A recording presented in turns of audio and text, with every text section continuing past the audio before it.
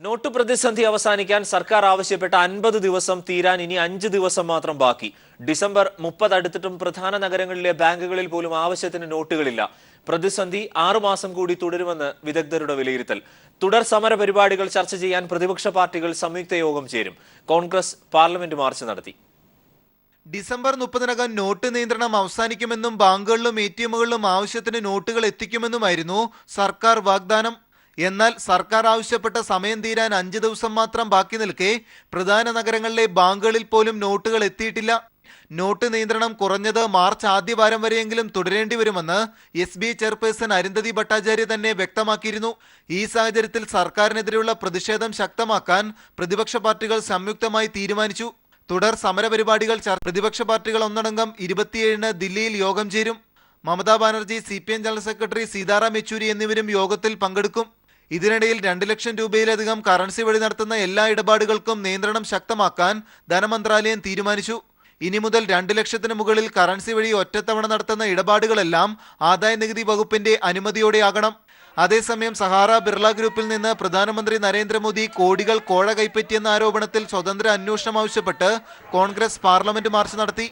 എന്നാൽ ധീരമായ തീരുമാനങ്ങളിൽ നിന്ന് സർക്കാർ ഒളിച്ചോടാറില്ലെന്നും സ്റ്റാർട്ടപ്പുകൾക്കും പുതിയ വ്യവസായങ്ങൾക്കും ഡിജിറ്റൽ ചുവടുവയ്പ് പ്രചോദനമായെന്നും പ്രധാനമന്ത്രി നരേന്ദ്രമോദി മുംബൈയിൽ പറഞ്ഞു. ഡിസംബർ 30-നകം നോട്ട് പ്രതിസന്ധിക്ക് പരിഹാരമാകില്ലെന്ന് വ്യക്തമായ സാഹചര്യത്തിൽ പ്രതിപക്ഷ പ്രതിഷേധങ്ങൾക്ക് ഇനി സർക്കാർ എന്ത് മറുപടി നൽകും ഡിസംബർ 30-ന് ശേഷവും എന്നാണ് കണ്ടറിയേണ്ടത്. ക്യാമറാമാൻ ഗോപി കടവല്ലൂരിനൊപ്പം മനുശങ്കർ, ന്യൂസ് ബ്യൂറോ, ദില്ലി. സഹകരണ ബാങ്കുകൾക്കും തനിക്കെതിരെയും ഉയർന്ന കുപ്രചരണങ്ങൾക്ക് മറുപടിയുമായി മന്ത്രി കടകംപള്ളി സുരേന്ദ്രൻ. സഹകരണ ബാങ്കുകളുടെ കാര്യത്തിൽ ഏത് അന്വേഷണത്തെയും സർക്കാർ നേരിടും. സംസ്ഥാനത്തെ സഹകരണ ബാങ്കിൽ നിന്നും 1 രൂപയുടെ കള്ളപ്പണം പോലും കണ്ടെത്തിയിട്ടില്ല. തന്റെ പേഴ്സണൽ സ്റ്റാഫ് അംഗമായിരുന്ന ശ്രീവത്സനുമായി ബന്ധപ്പെട്ട ഉയർന്ന വിവാദങ്ങൾ അടിസ്ഥാനരഹിതമാണെന്നും കടകംപള്ളി വ്യക്തമാക്കി. സഹകരണ ബാങ്കുകൾക്കെതിരെ സംസ്ഥാനത്ത് BJP നടത്തുന്ന കുപ്രചരണങ്ങൾക്ക് ചില മാധ്യമങ്ങളും കൂട്ടുനിൽക്കുന്നു.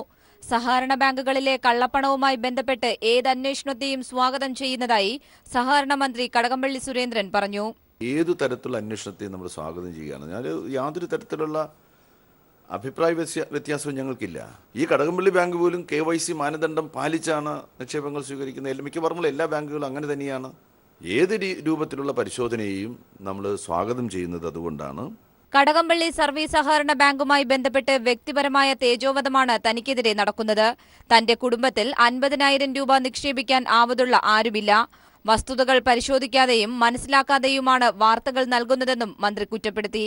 കടകംപള്ളി എന്ന പേരാണ് BJPയെ വലിയ തോതിൽ അസ്വസ്ഥമാക്കുന്നത്. എന്നെയാണ് ഉദ്ദേശിക്കുന്നതെങ്കിൽ എൻ്റെ കുടുംബത്തിൽ ഒരു 50,000 നിക്ഷേപിക്കാൻ ശേഷിയുള്ള ആളില്ല. അതങ്ങ് മനസ്സിലാക്കിക്കോ. ഒരു മന്ത്രി എന്നുള്ള നിലയിൽ വ്യക്തിപരമായി ഒരു തേജോവധം, അതാണ് യഥാർത്ഥത്തിൽ അവർ ഉദ്ദേശിക്കുന്നത്. മലപ്പുറം സർവീസ് സഹകരണ ബാങ്കിൽ നിന്നും കള്ളപ്പണം കണ്ടെത്തിയെന്ന വാർത്ത അടിസ്ഥാനരഹിതമാണ്. പുത്തൻ തലമുറ ബാങ്കുകളെ സഹായിക്കാനുള്ള BJPയുടെ ശ്രമമാണിതെന്നും മന്ത്രി പറഞ്ഞു. സഹകരണ മേഖലയിലെ ക്രമവിരുദ്ധമായ ഒരു പ്രവർത്തനത്തെയും സർക്കാർ ന്യായീകരിക്കില്ലെന്നും അദ്ദേഹം വ്യക്തമാക്കി. പേഴ്സണൽ സ്റ്റാഫ് അംഗം ശ്രീവത്സന്റെ കാര്യത്തിലും മന്ത്രി മറുപടി നൽകി. ശ്രീവത്സൻ ഒരു ആക്സിഡന്റിൽ പെട്ടു. ശ്രീവത്സന് പ്രവർത്തിക്കാനായിട്ട് കുറേ നാളുകളായിട്ട് വരാൻ പറ്റുന്നില്ല. അത്തരമൊരു പശ്ചാത്തലത്തിൽ ശ്രീവത്സനോട് തന്നെ നമ്മൾ ചോദിച്ചു, എന്താ വേണ്ടത്, നിങ്ങൾക്ക് ഇനിയിപ്പോൾ പഴയതുപോലെ വരാൻ വേണ്ടി സാധിക്കുമെന്ന് ചോദിച്ചപ്പോൾ ശ്രീവത്സൻ പറഞ്ഞു, ഒഴിവാക്കിയാലും തിരക്കേടില്ല എന്ന് പറഞ്ഞു. നമ്മൾ ഒഴിവാക്കിയെന്നുള്ളത് മാത്രമേ ഉള്ളൂ. മുഖ്യമന്ത്രി പേഴ്സണൽ സ്റ്റാഫ് അംഗങ്ങളുടെ യോഗം വിളിച്ചതിൽ യാതൊരു അസ്വാഭാവികതയുമില്ലെന്നും മന്ത്രി കടകംപള്ളി സുരേന്ദ്രൻ തിരുവനന്തപുരത്ത് വ്യക്തമാക്കി. News bureau, Thiruvananthapuram. അഞ്ചേരി ബേബി വധക്കേസിൽ മന്ത്രി MM മണി സമർപ്പിച്ച വിടുതൽ ഹർജി കോടതി തള്ളി. തൊടുപുഴ അഡീഷണൽ സെഷൻസ് കോടതിയുടേതാണ് വിധി. CPM ഇടുക്കി ജില്ലാ സെക്രട്ടറി KK ജയചന്ദ്രനെയും CITU നേതാവ് AK ദാമോദരനെയും കേസിൽ പ്രതി ചേർക്കണമെന്ന പ്രോസിക്യൂഷൻ ആവശ്യം കോടതി അംഗീകരിച്ചു. അഞ്ചേരി ബേബി വധക്കേസിൽ വൈദ്യുതി മന്ത്രി MM മണി സമർപ്പിച്ച വിടുതൽ ഹർജിയാണ് കോടതി തള്ളിയത്. മണിക്കൊപ്പം ഗൂഢാലോചനയിൽ പങ്കുണ്ടെന്ന് പ്രോസിക്യൂഷൻ ആരോപിച്ച CPIM ജില്ലാ സെക്രട്ടറി KK ജയേന്ദ്രൻ, CITU മുൻ ജില്ലാ സെക്രട്ടറിയായിരുന്ന AK ദാമോദരൻ എന്നിവരെ കൂടി പ്രതിപട്ടികയിൽ ഉൾപ്പെടുത്താൻ കോടതി ഉത്തരവിട്ടു. KK ജയേന്ദ്രൻ, AK ദാമോദരൻ എന്നിവർ യഥാക്രമം 5ഉം 6ഉം പ്രതികളായാണ് പ്രതിപട്ടികയിൽ ഉൾപ്പെടുത്തിയിരിക്കുന്നത്. അടുത്ത മാസം 24-ന് കേസ് പരിഗണിക്കുമ്പോൾ എല്ലാ പ്രതികളും കോടതിയിൽ ഹാജരാകണമെന്നും കോടതി നിർദ്ദേശിച്ചിട്ടുണ്ട്. പ്രോസിക്യൂഷൻ വാദം അംഗീകരിച്ച കോടതി സ്വാധീനത്തിന് വഴങ്ങിയില്ലെന്ന് തെളിയിച്ചതായി വാദിഭാഗത്തിന് വേണ്ടി ഹാജരായ അഭിഭാഷകൻ പ്രതികരിച്ചു. എന്നാൽ വിധിയെ നിയമപരമായും രാഷ്ട്രീയമായും നേരിടുമെന്ന് പ്രതിപട്ടികയിൽ ചേർക്കപ്പെട്ടവരും വ്യക്തമാക്കി. കോടതി വിധി ഒരു കോടതി താഴെ ഒരു കോടതി വിധിച്ചു എന്നോർത്തൊന്നും എനിക്കൊരു ബേജാറുമില്ല. ഇനിയും കോടതികളില്ലേ, നിയമമുണ്ട്. നിയമപരമായും രാഷ്ട്രീയമായും ഈ കേസിനെ മുമ്പ് മുതൽ ഞങ്ങൾ നേരിടുന്നതാണ്. ഇനിയും ഞങ്ങൾ നേരിടും എന്ന കാര്യത്തിൽ യാതൊരു സംശയവുമില്ല. കോടതി വിധി എന്ന് പറയുന്നത് അതിന്റെ വിശദാംശം ഞാൻ കണ്ടില്ല. കണ്ടതിന് ശേഷം മാത്രമേ അതിന്റെ വിശദാംശങ്ങൾ പറയാൻ കഴിയുള്ളൂ. എന്തായാലും കോടതിയുടെ വിധിക്ക് അപ്പീൽ കൊടുക്കും. അതിനെതിരായ വിധിയെ ഉപരികോടതിയിൽ ചോദ്യം ചെയ്യും. കോടതിയെ ഞങ്ങൾ സമീപിക്കും. 2012 എം മണി നടത്തിയ മണക്കാട് പ്രസംഗത്തെ തുടർന്നുണ്ടായ കേസിലാണ് സുപ്രധാന വിധി ഉണ്ടായത്. News bureau, Idukki. എം മണിക്കെതിരെ നടക്കുന്നത് വ്യാജ പ്രചാരണമാണെന്ന് CPM സംസ്ഥാന സെക്രട്ടറി കോടിയേരി ബാലകൃഷ്ണൻ. മണി MLA ആയിരുന്നപ്പോൾ ഉണ്ടായിരുന്ന കേസാണിത്. മന്ത്രിയായ ശേഷം പുതിയ കേസുകളൊന്നും ഉണ്ടായിട്ടില്ലെന്നും കോടിയേരി.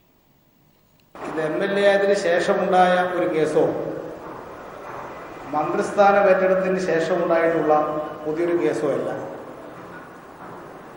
അതുകൊണ്ട് തന്നെ ഇതിൻ്റെ അടിസ്ഥാനത്തിൽ മണി രാജിവെക്കണമെന്ന പ്രതിപക്ഷത്തിൻ്റെ ആവശ്യത്തിന് യാതൊരുവിധ അടിസ്ഥാനവുമില്ല.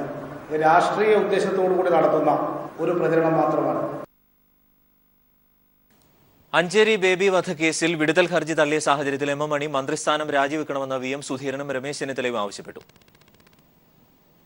അദ്ദേഹം അധികാരത്തിൽ തുടരുന്നത് ഒട്ടും ശരിയല്ല. എത്രയും വേഗത്തിൽ തന്നെ മന്ത്രിസ്ഥാനം രാജിവെക്കണം. രാജിവെച്ചില്ലെങ്കിൽ അദ്ദേഹത്തെ മന്ത്രിസഭയിൽ നിന്നും പുറത്താക്കാൻ മുഖ്യമന്ത്രി തയ്യാറാകണം. അദ്ദേഹത്തിന്റെ വിടുതൽ ഹർജി തള്ളിയതിന്റെ അടിസ്ഥാനം അദ്ദേഹം പ്രതിയാണിപ്പോൾ വിചാരണ നേരിടാൻ പോകും. സംസ്ഥാന മന്ത്രിസഭയിലെ ഒരു മന്ത്രി കൊലക്കേസിൽ വിചാരണ നേരിടുമ്പോൾ, പ്രതിയായി വിചാരണ നേരിടുമ്പോൾ എങ്ങനെ അദ്ദേഹത്തിന് ആ സ്ഥാനത്ത് തുടരാൻ കഴിയും? മുഖ്യമന്ത്രി അടിയന്തരമായി അദ്ദേഹത്തെ ഒന്നുകിൽ മന്ത്രിസഭയിൽ നിന്ന് പുറത്താക്കണം, അല്ലെങ്കിൽ അദ്ദേഹത്തിന്റെ രാജി വാങ്ങണം. ചടയമംഗലത്ത് കരോൾ ഗീതം പാടിയ കുട്ടികളെ RSS പ്രവർത്തകർ മർദ്ദിച്ചതായി പരാതി. കരോൾ ഗീതത്തിന് പകരം മറ്റ് ഭക്തിഗാനം പാടണമെന്നും ഭീഷണിപ്പെടുത്തി. മർദ്ദനമേറ്റ കുട്ടികളെ കടയ്ക്കൽ താലൂക്ക് ആശുപത്രിയിൽ പ്രവേശിപ്പിച്ചു. ഞങ്ങളുടെ പ്രതിനിധി രാജ്കുമാർ ചേരുന്നു. രാജ്കുമാർ, എന്തായിരുന്നു സംഭവിച്ചത്? ഇന്നലെ വൈകിട്ട് 7:30, 8 ഇടയിലാണ് സംഭവം ഉണ്ടായത്. ചടയമംഗലം യുവ ക്ലബിലെ ഇതിലെ അംഗങ്ങളായിട്ടുള്ള വിദ്യാർത്ഥികളാണ് കരോൾ ഗാനം പാടിക്കൊണ്ട് മുന്നോട്ട് നീങ്ങിയത്. ഈ സമയം ജയൻ എന്ന RSS പ്രവർത്തകൻ അവരുടെ വീടിനുള്ളിലേക്ക് ഈ കരോൾ സംഘത്തെ വിളിച്ചു കയറ്റുകയും വീണ്ടും കരോൾ ഗീതം പാടണമെന്ന് ആവശ്യപ്പെട്ടു. അതിനുശേഷം ഇക്കൂട്ടത്തിൽ ക്രിസ്ത്യാനികളുണ്ടോ എന്ന് ചോദ്യം ചെയ്യുകയും ഇല്ല എന്ന് പറഞ്ഞുടൻ നിങ്ങൾ എന്തിനാണ് പിന്നെ ഈ പാട്ട് പാടുന്നത്, നിങ്ങൾ എന്നാൽ മറ്റ് ഭക്തിഗാനങ്ങൾ പാടണമെന്ന് ആവശ്യപ്പെട്ടവരെ നിർബന്ധിക്കാനും ശ്രമിച്ചു. ഇതിനെ എതിർത്ത വിദ്യാർത്ഥികളെ മദ്യലഹരിയിലായിരുന്ന സംഘം മർദ്ദിക്കുകയായിരുന്നു എന്നാണ് വിദ്യാർത്ഥികൾ ഇപ്പോൾ പോലീസിന് നൽകിയിരിക്കുന്ന മൊഴിയിൽ പറയുന്നത്. ഇതിന് അടിസ്ഥാനത്തിൽ ചടയമംഗലം പോലീസ് കേസെടുത്ത് അന്വേഷണം ആരംഭിച്ചിട്ടുണ്ട്. ഇതിൽ വിഷ്ണു, അബ്ദുള്ള, അമൃതേഷ്, നസീം എന്നിവർക്കാണ് പരിക്കേറ്റത്. ജയകുമാർ, വൈഷ്ണവ്, ജയപ്രകാശ്, കൃഷ്ണകുമാർ, ചന്ദ്രൻ എന്നിവർ ചേർന്നാണ് മർദ്ദിച്ചതെന്ന് വിദ്യാർത്ഥികൾ പരാതി നൽകിയിട്ടുണ്ട്. രാജ്കുമാറാണ് വിവരങ്ങൾ നൽകിയത്. ദേശീയ സംസ്ഥാന പാതയോരത്തെ മദ്യശാലകൾ മാറ്റി സ്ഥാപിക്കാനുള്ള നടപടികൾ ബെവറേജസ് കോർപ്പറേഷൻ ആരംഭിച്ചു. പാലക്കാട് കുടുവായൂരിലെ ബെവ്കോ ഔട്ട്ലെറ്റ് ഏത്തന്നൂരിലേക്ക് മാറ്റി. സുപ്രീംകോടതി വിധിയുടെ പശ്ചാത്തലത്തിൽ 110 മദ്യ വിൽപ്പനശാലകൾ ഒരു മാസത്തിനകം മാറ്റി സ്ഥാപിക്കുമെന്ന് ബെവ്കോ അധികൃതർ അറിയിച്ചു.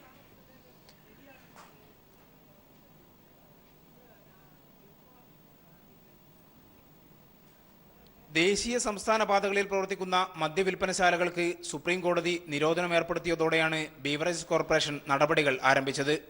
ബെവ്കോയുടെ 270 മദ്യവിൽപ്പന കേന്ദ്രങ്ങളിൽ 110 മാറ്റി സ്ഥാപിക്കണം. പാലക്കാട് കൊടുവായൂരിലുള്ള ഔട്ട്ലെറ്റ് കഴിഞ്ഞ ദിവസം എത്തന്നൂരിലേക്ക് മാറ്റി. മറ്റിടങ്ങളിൽ ആവശ്യമായ സ്ഥലം കണ്ടെത്താൻ ഉദ്യോഗസ്ഥർക്ക് ബീവറേജസ് കോർപ്പറേഷൻ നിർദ്ദേശം നൽകി കഴിഞ്ഞു. പ്രാദേശികമായി ഉയരുന്ന എതിർപ്പൊഴിവാക്കി അനുയോജ്യമായ സ്ഥലം കണ്ടെത്താനുള്ള നടപടികളാണ് ആരംഭിച്ചിരിക്കുന്നത്. ഒരു മാസത്തിനകം എല്ലാ ഔട്ട്ലെറ്റുകളും മാറ്റിസ്ഥാപിക്കാനുള്ള ശ്രമത്തിലാണ് ബെവ്കോ അധികൃതർ. കൺസ്യൂമർ ഫെഡിന്റെ 36 മദ്യവിൽപ്പന കേന്ദ്രങ്ങളിൽ പകുതിയിലേറെയും മാറ്റിസ്ഥാപിക്കേണ്ടതായിട്ടുണ്ട്. ഇതിനുള്ള നടപടികളും വരും ദിവസങ്ങളിൽ ഉണ്ടാകും. കൂടാതെ 400ഓളം ബിയർ വൈൻ പാർലറുകളെയും 10 പഞ്ചനക്ഷത്ര ഹോട്ടലുകളെയും സുപ്രീം കോടതി വിധി ബാധിക്കും. ഇവർക്ക് ഇവ മാറ്റിസ്ഥാപിക്കുക എളുപ്പമല്ല. അതുകൊണ്ട് തന്നെ കൂടുതൽ ബിയർ വൈൻ പാർലറുകൾക്ക് പൂട്ടുവീഴാനാണ് സാധ്യത.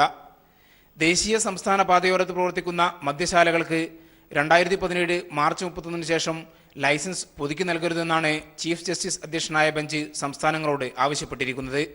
കോടതി വിധി നടപ്പാക്കാൻ ആവശ്യമായ നടപടികൾ സ്വീകരിക്കുമെന്ന് എക്സൈസ് മന്ത്രിയും വ്യക്തമാക്കിയിരുന്നു. News bureau, Palakkad. APL BPL വ്യത്യാസമില്ലാതെ എല്ലാവർക്കും റേഷൻ വിതരണം ചെയ്യണമെന്ന് മന്ത്രി ജി സുധാകരൻ പറഞ്ഞു. ആലപ്പുഴയിൽ ദേശീയ ഉപഭോക്തൃ ദിനാചരണത്തിന്റെ സംസ്ഥാനതല ഉദ്ഘാടനം നിർവഹിക്കുകയായിരുന്നു മന്ത്രി. റേഷൻ വിതരണം അട്ടിമറിക്കാൻ നിക്ഷിപ്ത താൽപര്യക്കാർ ശ്രമിക്കുന്നുവെന്നും സുധാകരൻ അഭിപ്രായപ്പെട്ടു.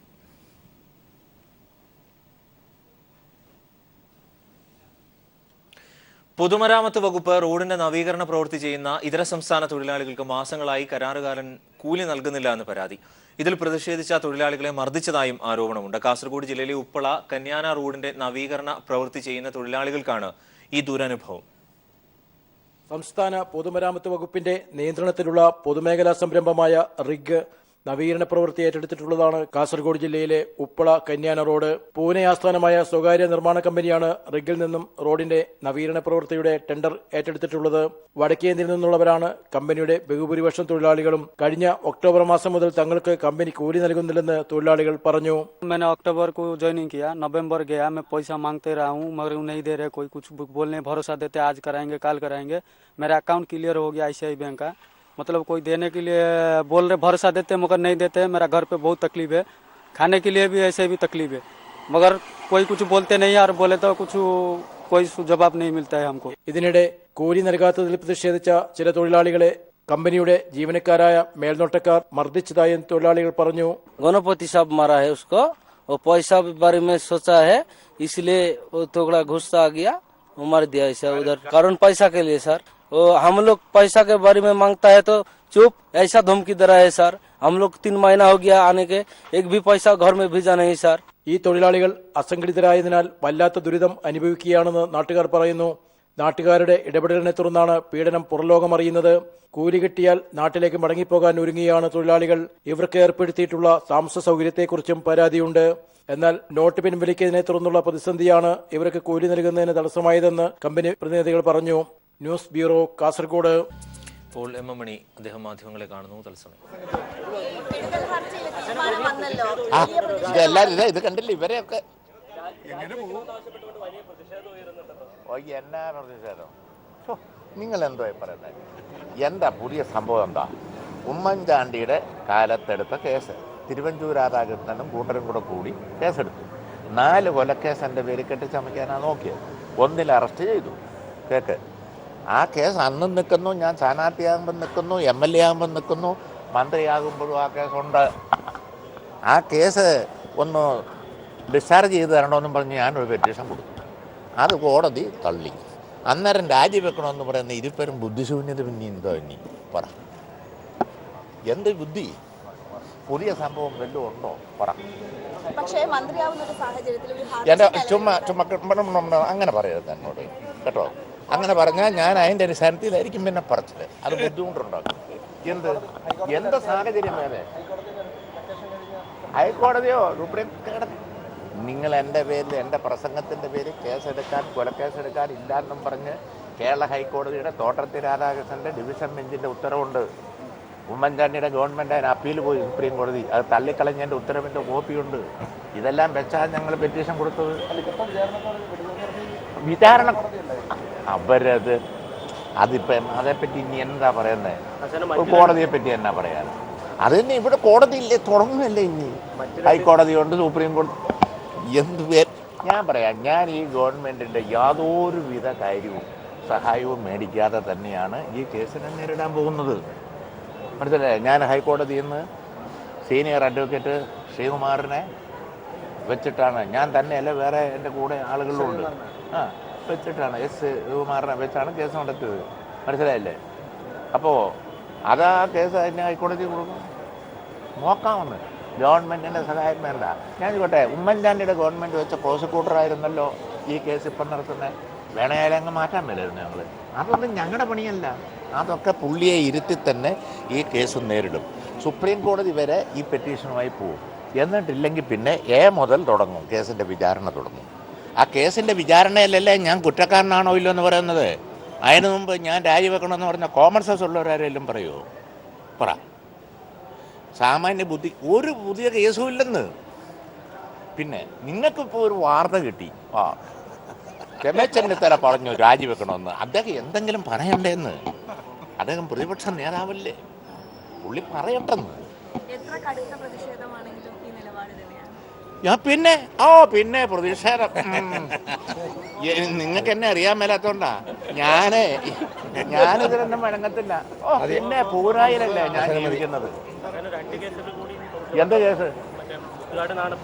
പിന്നെ ഞാൻ ഇനി അതേപ്പറ്റിയൊക്കെ പറഞ്ഞ വേറെ വല്ലതും പറഞ്ഞു പിടിപ്പിക്കുന്നു. അതൊന്നും വേണ്ട, നമ്മൾ തമ്മിൽ ആവശ്യമില്ല. അതുകൊണ്ട് ഈ പറയുന്നതിൽ ഒരു കാര്യവും ഇല്ല.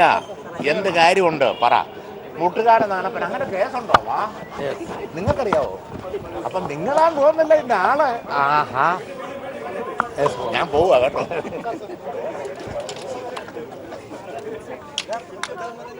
അഞ്ചേരി ബേബി വധക്കേസിൽ മന്ത്രി എം എം മണി സമർപ്പിച്ച വിടുതൽ ഹർജി കോടതി തള്ളി. തൊടുപുഴ അഡീഷണൽ സെഷൻസ് കോടതിയുടേതാണ് വിധി. CPM ഇടുക്കി ജില്ലാ സെക്രട്ടറി KK ജയചന്ദ്രനെയും CITU നേതാവ് AK ദാമോദരനെയും കേസിൽ പ്രതി ചേർക്കണമെന്ന പ്രോസിക്യൂഷൻ ആവശ്യം കോടതി അംഗീകരിച്ചു. ഇതിനോട് നിലവിൽ പ്രതികരിക്കുകയായിരുന്നു MM മണി. എന്തായാലും ഇക്കാര്യത്തെ നിയമപരമായും രാഷ്ട്രീയപരമായും നേരിടും എന്ന മുൻ നിലപാട് തന്നെയാണ്. അക്കാര്യത്തിൽ അദ്ദേഹം ഉറച്ചു നിൽക്കുകയായിരുന്നു. മുൻ യൂത്ത് കോൺഗ്രസ് പ്രവർത്തകനായ അഞ്ചേരി ബേബി വധക്കേസിൽ നിലവിലെ വൈദ്യുതി മന്ത്രി കൂടിയായ M മണി, അദ്ദേഹമാണ് നിലവിൽ ഇക്കാര്യങ്ങൾ പ്രതികരിച്ചത്. ഉണ്ണിയേശുവിന്റെ തിരുപ്പിറവിയുടെ ഓർമ്മയിൽ ലോകം ക്രിസ്മസിനെ വരവേൽക്കാൻ ഒരുങ്ങുന്നു. ജെറുസലേമിലെ ആഘോഷ പരിപാടികളുടെ വിവരങ്ങളുമായി ഫാദർ സ്ലീബ കാട്ടുമങ്ങാട്, അദ്ദേഹം നമുക്കൊപ്പം ചേരുന്നു. ഫാദർ, നിലവിൽ എന്താണ് സ്ഥിതി? രാവിലെ ഇന്ന് 9 മണി മുതൽ ജെറുസലേമിലെ തിരുപ്പിറവി ദേവാലയത്തിനോട് ചേർന്ന് ജനങ്ങളുടെ കൂട്ടമായി വളരെ വരുന്നതോടൊപ്പം തന്നെ ഇവിടുത്തെ ആഘോഷപരമായ ബാൻഡ് മേളങ്ങള്, വാദ്യമേളങ്ങള് വളരെ ഏറ്റവും നല്ല നിലയിൽ നടന്നു കഴിഞ്ഞു. തുടർന്ന് 2 മണിക്ക് ഇപ്പോൾ ഇവിടെ ജെറുസലേം പാത്രിക്കീസിന്റെ സ്ഥാനം വഹിക്കുന്ന പിയർ ബാപ്റ്റിസ്റ്റ ബിസ്ബല്ല പ്രവേശിച്ചു. ഇവിടുത്തെ പ്രസിഡന്റ് മുഹമ്മദ് അബ്ബാസ് കൂടെ ഒരുമിച്ചായിരുന്നു, പാലസ്തീൻ പ്രസിഡന്റും ഒരുമിച്ചായിരുന്നു പ്രവേശിച്ചിരുന്നത്. അങ്ങനെ ചടങ്ങുകൾ നടന്നുകൊണ്ടിരിക്കുകയാണ്. വളരെ ലളിതമായി എന്ന് പറയാൻ പറ്റുകയില്ല, അല്ലെങ്കിലും വളരെ ആഘോഷപരമായി തന്നെ ചടങ്ങുകൾ നടന്നുകൊണ്ടിരിക്കുകയാണ്. ഫാദർ സ്ലീബ കാട്ടുമങ്ങാടാണ് വിവരങ്ങൾ നൽകിയത്.